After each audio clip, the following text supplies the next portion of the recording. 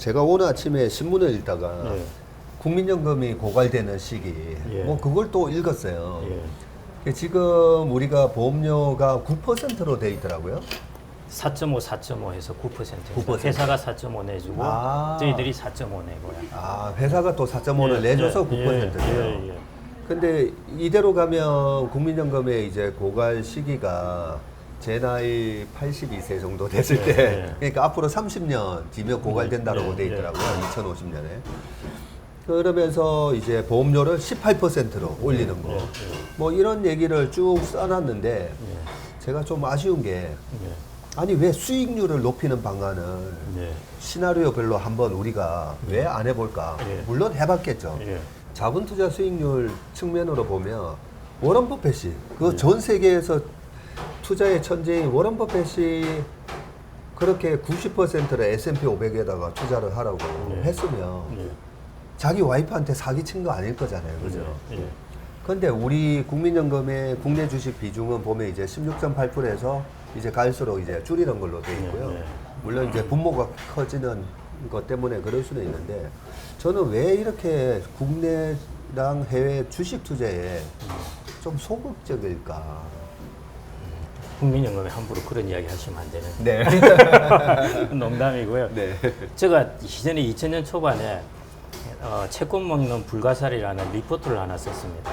채권 먹는, 먹는 불가사리. 불가사리요. 국민연금이 이야기한 거거든요. 아, 한 거의 그때 국민연금이 한 80, 90%를 채권을 채권에 샀거든요. 담았었잖아요. 아니 온통 시장에 국민연금이 와서 채권을 다 들고 가는 거예요. 네. 그래서 채권 먹는 불가사리라고 썼다가 제가 한번 불려가 소문이 났는데 알고 있습니다. 그런데 예. 국민연금이 저는 그 이후에 저는 참 많이 변했다고 생각을 네, 하고요. 정말 많이 변했더라고요. 이 정도면 정말 성공적으로 변했다 생각되는데 앞으로 국민연금이 뭐 하여튼 해외 주식, 국내 주식을 포함해서 비중을 한 50%까지 늘릴 거거든요. 네. 저는 그 정도 비중 늘린 것만 해도 우리나라 이 사람들의 정서에서는 뭐 거의 획기적이라고 보아집니다. 아, 이 거기다가 국내 예. 비중은 한 15%, 14.5로 예, 해도 해외 주식까지 합치면 예, 예. 거의 50까지 계속 되네요. 비중을 늘려가더라고요. 아. 40, 뭐 43, 45 이렇게 하면서 예. 비중을 차츰차츰 높여가면서 그거 보면서 그 이제 대체 투자도 좀 하고 있고 예. 그러니까 국민연금이 일단 수익률이 평균적으로 5% 이상은 예. 나오지 않습니까? 그래서 저는 운용을 좀 잘하고 있다고 생각을 하고 있고요. 예. 그다음에는 그게 지금 9%인 걸 저도 좀 높였으면 좋겠어요. 네. 그 기여율을 좀 더 높여가지고 예. 개인들 월급쟁이 입장에서는 좋죠. 사실은 자기는 절반을 내는 것이기 때문에 아, 회사가 내주니까. 예, 자기가 내는 거를 7%로 했다 하면은 어. 2.5%를 더 높이는 거죠. 자기는 2.5를 더 높이면은 회사가 2.5를 더 주는 겁니다. 네. 예, 그러니까 나중에 미래를 준비하는데 더 좋죠. 사실은 회사가 이제 좀 부담스러워지는 예. 것이고요. 그리고 아무래도 뭐 개인이 투자하는 것보다는 예. 국민연금이 투자하는 게 예. 전문성이 아무래도 더 뛰어나니까 그죠? 예. 아. 거기다가 국민연금은 뭐 건물이나 대체 투자를 에 있어서 그 우위에 있지 않습니까? 협상이나 그렇네요. 예, 우량한 예. 물건을 살 수 있고 규모의 하니까요. 경제로 예. 또 살 수가 있으니까. 국민연금 수익률이 왜 우량했는가 이렇게 분석을 해보면요. 결국 두 가지이더라고요. 예. 이제 지금은 또 조금 달라질 수가 있는데 제가 한 2, 3년 전만 해서 보더라도 이제 그때만 하더라도 퇴직연금 수익률, 국민연금 수익률 왜 이렇게 차이 나냐 뭐 이랬는데 네. 국민연금이 수익률 우위에 보인 것이 해외 주식하고 대체 투자입니다. 근데 개인들은 해외 주식 별로 안 하고 그다음에 예. 대체 투자는 거의 잘 들어가기 힘드니까요. 예. 국민연금이 이제 그런 부분이 그렇네요. 좀 우위에 있는 거죠. 개인들은 할 수가 없죠. 뭐 대체 예. 출연이나 이런 예. 부분이 있어서.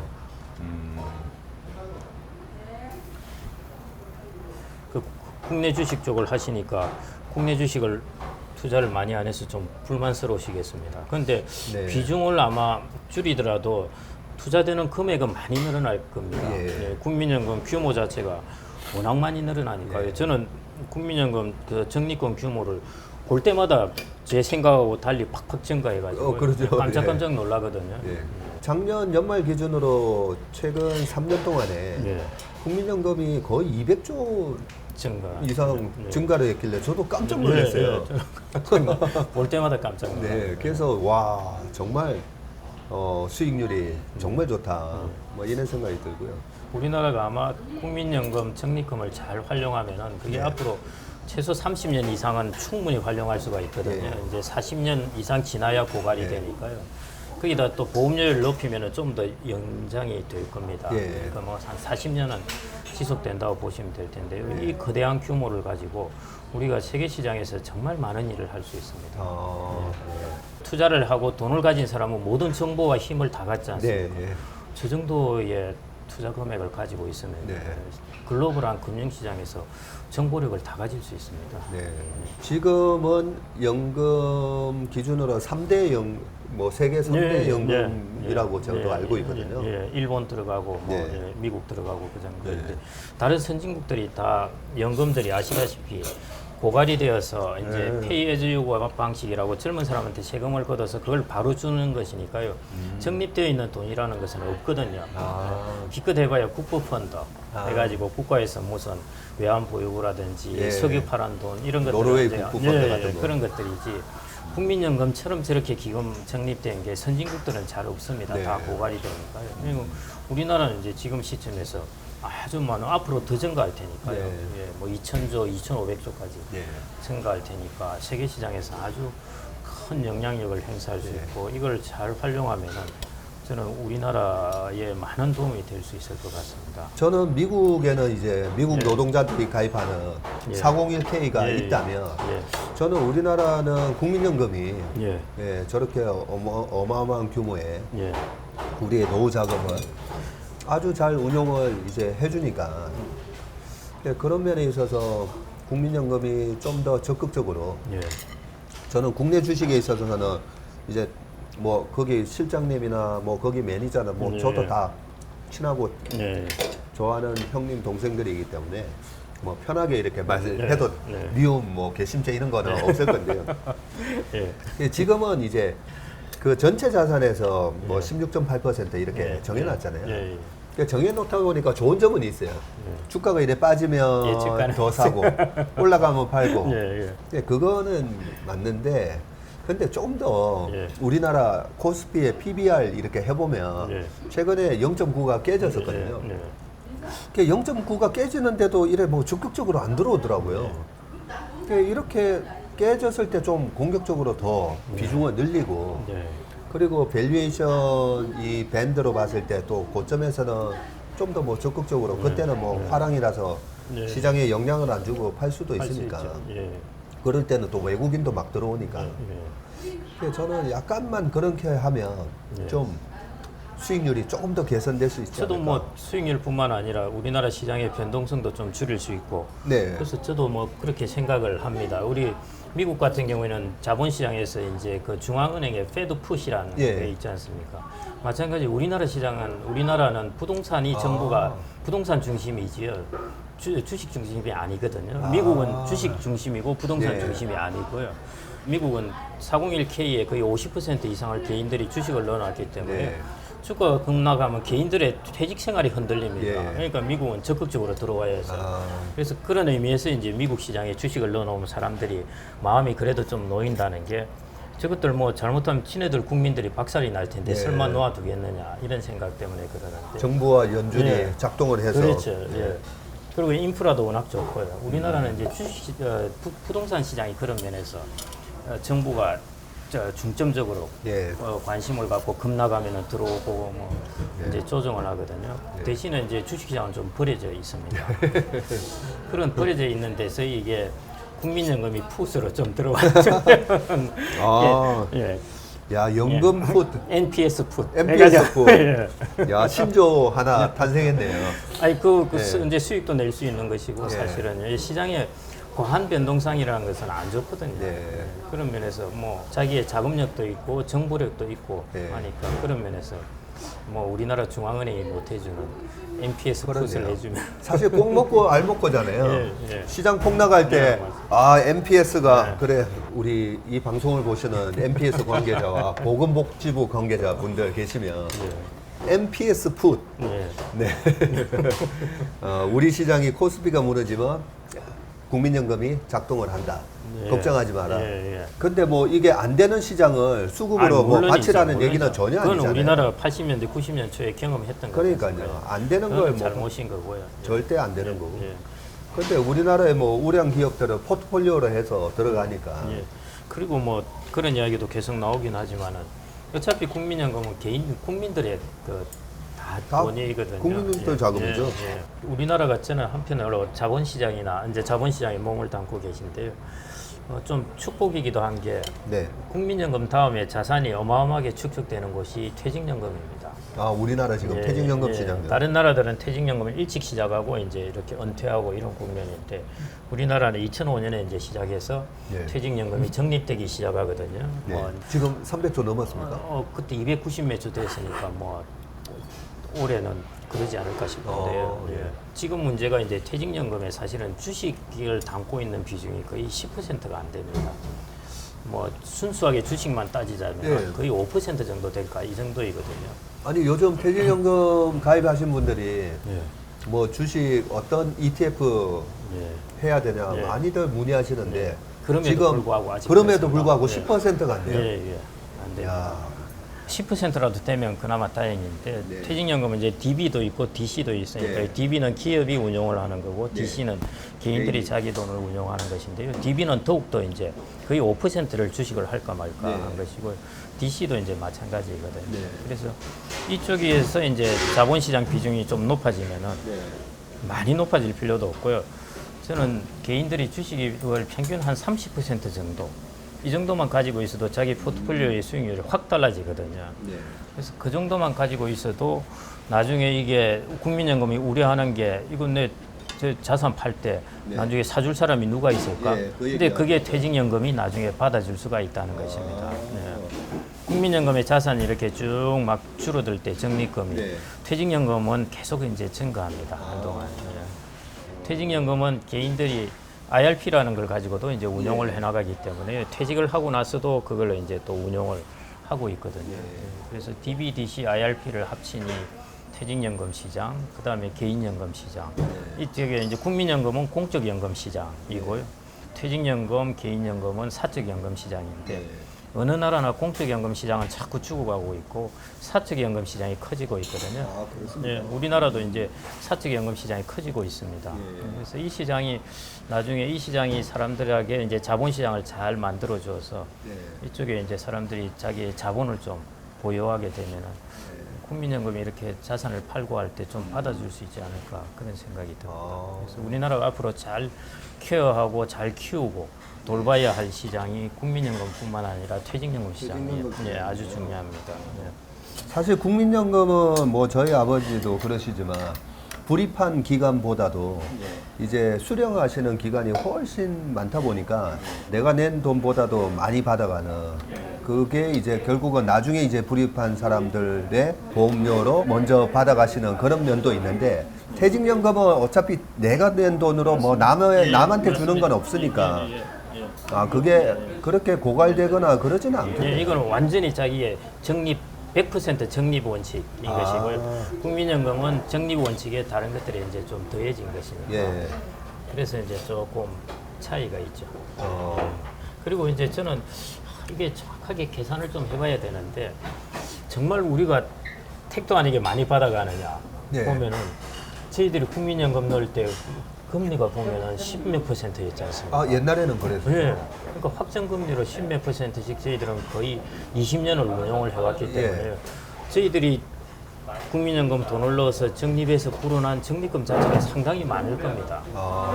제가 저 개인연금을 그때 해봐서 아는데요. 예. 저희 개인연금이 거의 몇 배가 되어 있거든요. 네. 그럼 이건 채권형이라서 거의 확정적인 금리형입니다. 네. 그럼에도 불구하고 제가 한 30년 조금 안 됐는데 원금이 2,300~400만 원인데 그게 지금 어떻게 운용하셨던 거예요? 그 당시 제가 은행에 있을 때 든 것이니까 그냥 그 채권형입니다. 네. 채권형이라고 보시면 돼요. 네. 그 당시 채권 금리가 높았기 때문에 네. 그게 지금 8,400~500만 원 되어 있거든요. 와. 그러니까 그 당시 우리가 국민연금을 가입할 때는 수익률이 워낙 좋아서 저희들의 네. 적립금도 많이 늘어나 있습니다. 네. 사실은 야 그렇군요. 국민연금도 아마 그렇게 되어 있을 네. 겁니다.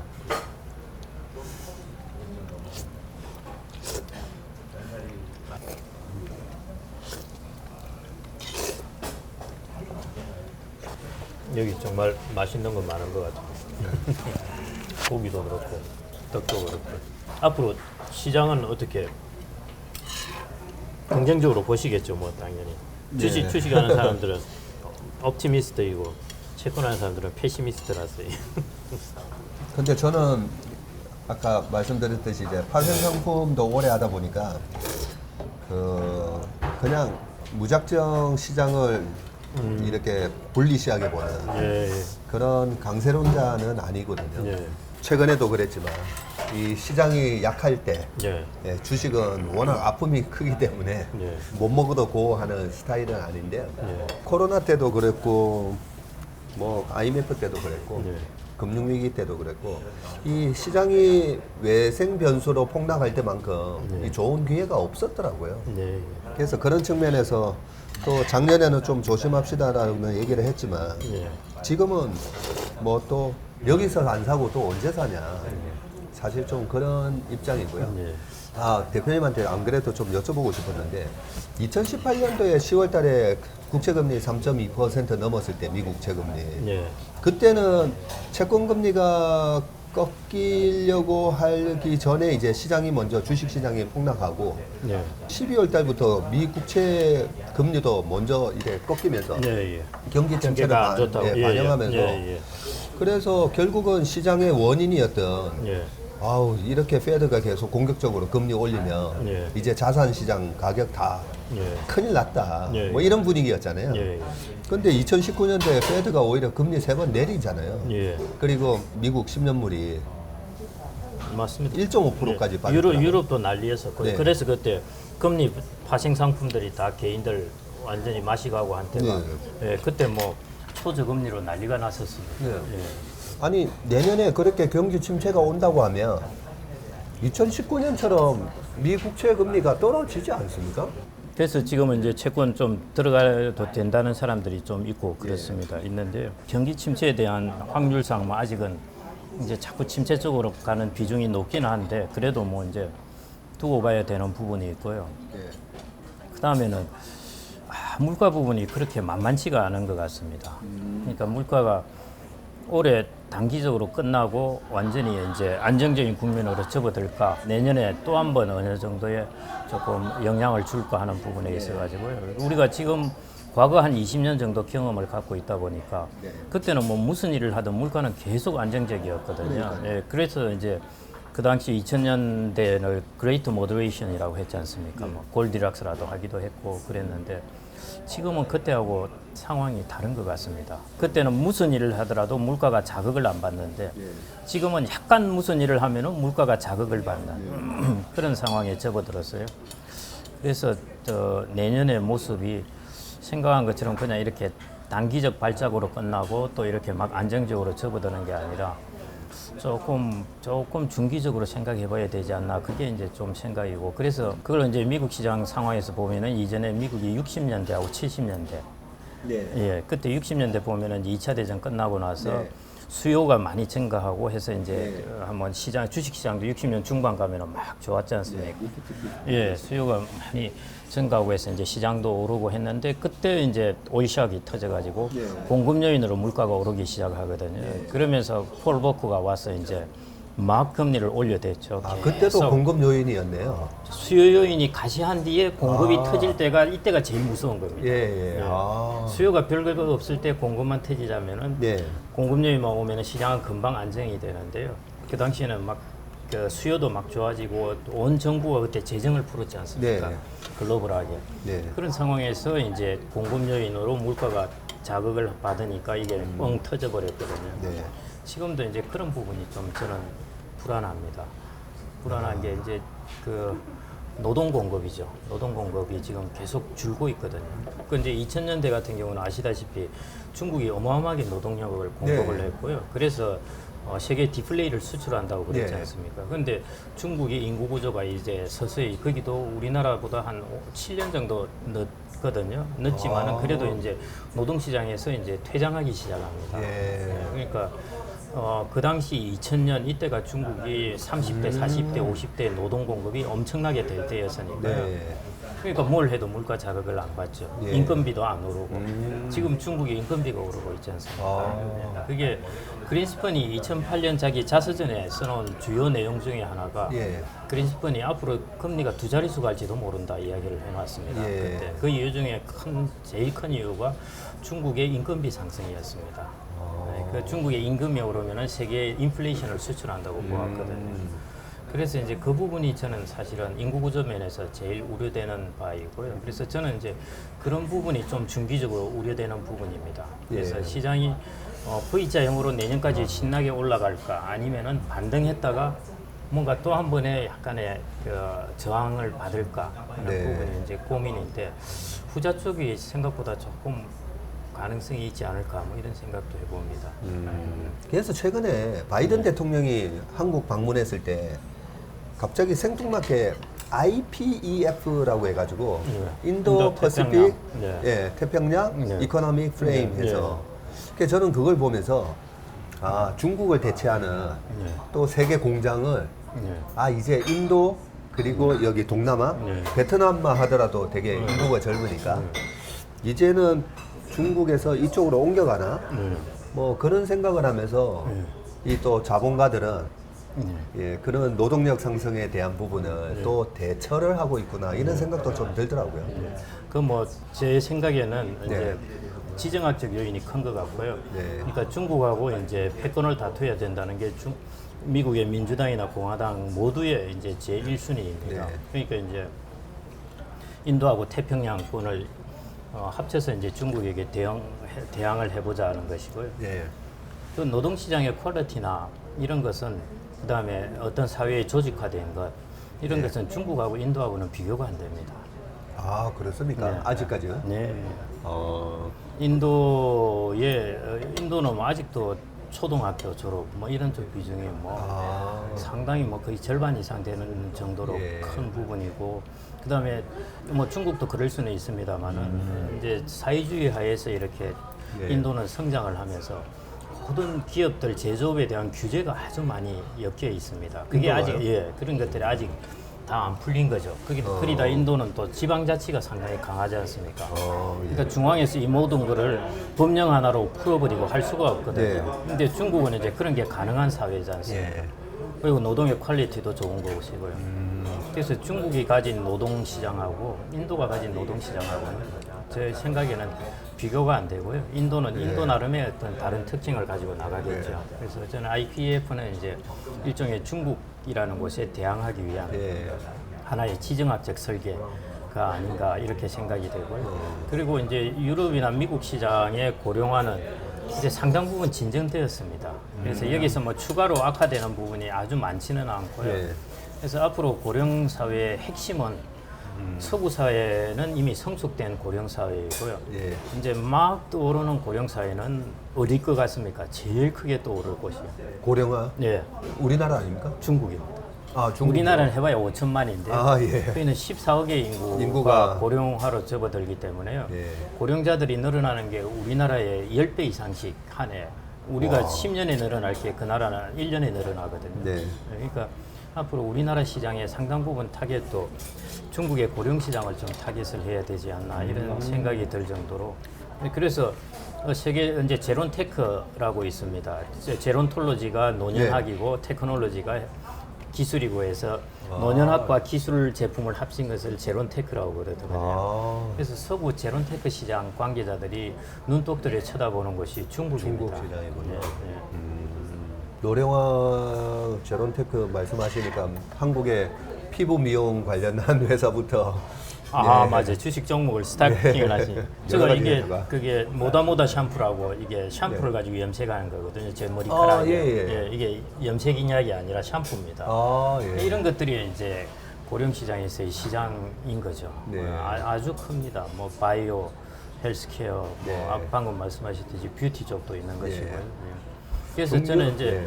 홍성국 그 양반이 이제 국회의원이니까 홍성국과 연계해서 수축 사회라고 말한 것도 당연히 맞습니다. 예. 근데 제가 이제 데모테크를 쓴 이유는 수축 사회에서 투자는 항상 수축 국면이 있으면 그 안에서 확장 국면이 싹 트고 있지 않습니까? 예, 예. 투자하는 사람들은 그걸 봐야 되거든요. 아. 예, 그래서 그러면은 고령 사회고 수축 사회인데 야 이거 뭐 우리 현금만 갖고 있자 그게 아니잖아요. 예. 예, 거기서 그 사회에서 큰 아주 확장하는 분야를 찾아가야 되는데 그게 제가 보기로는 이제 데모테크라는 거죠. 네. 인구의 고령 구조 변화하고 테크놀로지가 딱 결합되는 그 시장이 앞으로 상당히 커지지 않을까 싶고요. 네. 제가 그래서 이 컨셉을 생각을 해내고 한 7, 8년 전에 이제 생각을 해내고 계속 네. 이제 리서치를 하고 있었는데요. 이게 맞나 안 맞나 이게 항상 저도 의심이 갔어요. 네. 이게. 근데 이제 2018년에 유로피언 커미션에서 나온 리포트를 보니까 네. 그게 시니어 이코노미라는 실브 네. 이코노미인가 그 리포트가 하나 있습니다. 네. 그 리포트에 보면은 딱 뒤에 문구가 이렇게 나와 있습니다. 인구 구조 변화와 기술 변화의 교차점에서 새로운 산업이 형성된다. 이렇게 나와 있는 겁니다. 인구 구조 변화가 데모그래피이고요. 기술 네. 변화가 테크놀로지니까 이 네. 교차점에서 새로운 산업이 만들어진다고 하면서 그게 나온 리포트가 실버 이코노미라는 리포트인데요. 우리가 보는 무슨 보청기 뭐 이런 것들이 아니라 네. 최첨단 제품들입니다. 로봇이라든지 스마트 그러겠네요. 홈케어라든지 이런 것들을 쭉 해놓고 이 산업이 앞으로 새롭게 탄생될 분야이다. 새롭게 커갈 시장이다. 이런 이야기를 하고 있거든요. 네. 그래서 제가 그 리포트를 보고 자신감을 얻었습니다. 이게 시장이 만들어지겠구나. 이렇게. 그러고 보니까 저는 저희 아버님이 네. 이제 83살이신데 네. 요즘은 이제 운전하시는 거 좀 조심하라고 말씀드리거든요. 아직도 운전을 하시나 보죠. 예, 운전도 지금도 굉장히 조금 과격하게 하세요. 그런데 가만히 지금 말씀하신 거, 데모테크 말씀하신 거 보니까 네. 어떻게 보면 자율주행도 똑같은 당연합니다. 수혜주제네요. 네, 맞습니다. 예. 사실 뭐 저희 아버지가 어디 양평에 가시는데 아유 안전하게 운전하실 수 있을까 했을 때 만약에 정말 자율주행의 5단계가 이제 구현이 돼서 아버님 그 꼭 아버지 그 자율주행 5단계 꼭 켜고 가세요. 네. 뭐 이럴 수 있다면 그 노인분들의 활동이 훨씬 더 많아지고 소비도 늘어나고. 5단계 아니어도 됩니다. 아 그렇습니까? 근데 아시다시피 지금 저희 현대차에 갖춰진 자율주행 예. 기능이 그 고속도로나 국도에서는 다 가능하잖아요. 네, 네. 그런데 자율주행 해놓고 가면 되고요. 예. 저희 아버지는 75세 차를 몰고 가시다가 깜빡 조시다가 나무를 받아버렸어요. 네. 딱 그 사고 있고 나서 차를 처분하고 운전을 안 하셨거든요. 아. 그래서 자율주행이 가능하면은 이제 그런 것들이 그래서 저는 이제 꿈꾸는 게 노인분들이 동네 여기저기 돌아다닐 때 전기차에 자율주행된 차를 타고 돌아다니는 거 네. 이런 세상이 뭐 곧 오지 않을까 그렇게 네. 생각이 됩니다. 과격한 조기 축구 또 무릎 활동을 관절염. 해서 예, 무릎하고 지금 발목이 안 좋은데 요즘은 그런 생각이 드는데요. 나중에 로봇 다리가 만들어질 네, 거야. 그래서 뭐 80세, 90세 돼도 네. 그때 뭐 로봇 다리 차고 이제 또 공차할 수 있지 않을까. 그게 외골격 로봇이라고 그러죠. 외골격 예. 로봇이네요. 이제 LG전자나 이런 데서 이제 만들어내고 있는 게 그거는 이제 근로자용이거든요. 네. 짐을 이제 옮기고 하는 창고에서 짐 정리하고 하는 사람들이 예. 외골격 로봇을 차고 이제 하면은 네. 허리 통증이라든지 그다음에 힘도 이제 배가시킬 수 예. 있으니까요.